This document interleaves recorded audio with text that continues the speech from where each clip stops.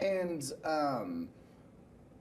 that's a big accomplishment. I mean, the delisting of wolves, I hear that pretty consistently from viewers as a big topic that they really care about. Can you talk about some other accomplishments your office had this year? Well, of course, I'm super happy with the Secure Rural Schools money, as I mentioned. I have been focusing on energy, and as I mentioned, the fact that this part of the state, every part of the state is incredibly energy challenged right now. You don't hear about it. I have heard from various sources, and I've heard otherwise from others, that we are on the edge of rolling blackouts if we had the wrong kind of weather. For example, if we had 6 really cold days in a row where the wind didn't blow, and when it gets really cold, your solar panels don't work as well. And if that were to happen, and the water doesn't flow as freely when it's cold, into systems. So we need to understand that we've got to do something about this. And so I've been focusing on BPA, Bonneville Power Administration, and saying what can we do to help the administration do more to create better transmission. And to their credit, or to its credit, they are working on 3 new transmission lines that would help move power around more efficiently in the Northwest. These lines, unfortunately, are going to take years and years and years to build. That's kind of the way it works. But we need to be working on that right now. So that's one of the things I've obviously been working on. The healthcare space is still and probably will always be a work in progress. And so when we're trying to figure out how do we address all of healthcare, not just the so-called subsidy area, which is about 4.6% of total healthcare in Oregon. It's an extremely small number, but it has reverberating effects should those subsidies go away, or that subsidy go away. What can we do to try to protect those who see their healthcare costs skyrocket? What can we do? And we're working on that right now. But I got to tell you, Harley, the healthcare space is about $4 trillion. It's actually more than that a year. And for someone to come in and say, well, I fixed healthcare, $4 trillion, come on. And the different facets of it, the inner workings of insurance and government subsidies and states and federal and on and on and on, profit, not profit, it's unbelievably complicated. And I've been working on it. People say, well, you shut down, you could have got it all fixed if you just worked at it. I worked on it the entire time, almost every day, trying to figure out, well, along with the rest of the members of the committee, on trying to figure this out. It's really hard. And we got to build on what we have. We can't just throw everything out and start over. That will not work. You got to build on what you've got and try to make it work better.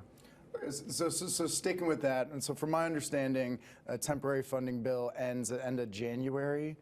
Is that right? Yeah, so shifting away to the budget, and the question is, our budget is broken into 12 pieces, and each piece has its own committee, an appropriation committee. Yeah. And so we've passed 3. We have 9 left. And when we get back, about 6 of those will come almost immediately to the floor. We've been ready to go to the floor for literally a month or so, we in the House. The Senate, not so much.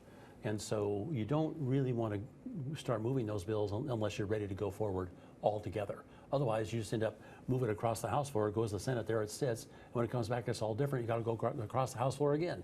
So you try to get everybody together, and that's what people have been doing. Tom Cole is our chief appropriator, brilliant man, and he's made presentations now, I think on the last day we were there before we came out for Christmas recess, walking through how ready we were to go forward with 6 more of those 12 bills. That would leave just 3, and we don't think that the government would shut down over just 3 bills, because the government stays open as to each one of those bills that we pass. And so that's what we're working on now. And when I say we, it's the Senate, which I often say is a huge challenge. And I'm not over there, so it's easy for me to point at them and yell. And so where do you stand on the subsidies? We're hearing a lot from viewers about people concerned that, their premiums are going to go up. So where would you stand on that? Do you, support it out is now, bringing them back, partial? Right. So The program, the ACA program marketplace has become essential to about 26 million people, and my numbers may be off a bit. This particular subsidy affects a significant part of that group of people. It's still a fairly small number in comparison to the total portfolio of healthcare. But what we have to do is we have to figure out a way of making sure that all of the money that's being poured into that space is being appropriately invested, if you will. This is an insurance program, and so the money doesn't go to the individual to pay the subsidy, doesn't go to the individual. It goes to the insurance companies. And so many of the people who were signed up for this program didn't even know they were signed up. And we can tell that by studying how many people went to see a doctor and actually used their insurance. And that number shows us that many people that should have gone didn't. About a third of people who are insured go in, and the number was much lower, and that meant there were way too many people enrolled in the program but not receiving any benefit. These are the kind of complications that need to be addressed when we try to figure out how to subsidize these programs. We all know that certain parts of those programs are going to have to be subsidized. The question is, how do we do it in a way that's not lining the pocket of insurance companies and being misspent? That's just not very right. And so, but when you find yourself in the political space, you're instantly going to be attacked, as I have been, for wanting to take all this access of health care away. And what we're really trying to say is, we know we're going to have to subsidize it. One subsidy stays in place in any event, a big one. And we're only talking about the expiration of one. By the way, the Democrats designed this system that we're now seeing end on December 31st, and just tomorrow. Not us. They said that we're going to extend the COVID subsidy until December 31st of 2025, tomorrow, and that they did so for reasons probably having to do with what the cost was, because it's so huge. But nonetheless, the Democrats designed it to end, not to keep on going. Now they're coming and attacking us for not keeping it on going. You go, who designed this? Anyway, the question for us is, how do we appropriately design a system that properly supports those who can't afford health care, while at the same time recognizing that health care has just become incredibly expensive. What can we do about that? And that's one of my meetings today. Actually, it was meetings yesterday. That innovation piece, we're trying to figure out how to do, as I said, lower cost, better care. How can we do that? I guess I'm a little confused. So you don't support the Affordable Care Act as it is now, but you do support some sort of, you were saying some sort of subsidies in some areas. You just want to make sure the money's spent right? Yeah, so let me say it again.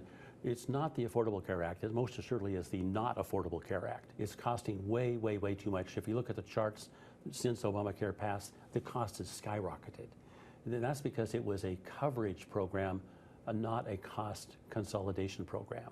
And so we can't just throw open the door to all the money in the world and expect people not to take advantage of that. And that's what we've got to address this more carefully, so that we're not leaving people without appropriate access to coverage, but at the same time not throwing money away while we're doing it. That's what we're trying to do. So to say that the ACA is going to be repealed, no, it's not going to be repealed. It's still going to exist. The question is, how do we make it work better? And I guess, do you know how, or are you trying to figure that out with some of these meetings? Well, many of the concepts that we are working on have to do with exercising more care in how groups are put together, that, because insurance, it's insurance, right? Insurance is where you all get together and share the risk. So can we design a better way of risk sharing so that the money is more appropriately used to keep the cost down? Governor Kitzhaber in this state 12 years ago realized that the skyrocketing cost of health care had to be in some fashion controlled, and he put a cap on Medicaid spending in Oregon because he knew Oregon couldn't pay its share of Medicaid. And now we're now talking though about the ACA, which is on top. It's an insurance program on top of, or built on top of Medicaid. But still, they're tied together. So the question is, how in the world do we manage those ever-increasing costs? It's been suggested that we stick with a list of different things that are covered, and that list, it has the least necessary provisions at the bottom, and that those could be taken away and not paid for by the government. Many of these kind of conversations are going on. But again, we're talking trillions of dollars. So how we do this and get it organized is really hard. And so if anybody gives you a snappy answer, they haven't been thinking about it. It's hard. But we know there's a bunch of things we need to have happen. People need to have some access to health care. They do. Who pays for it, how we pay for it, that's the question.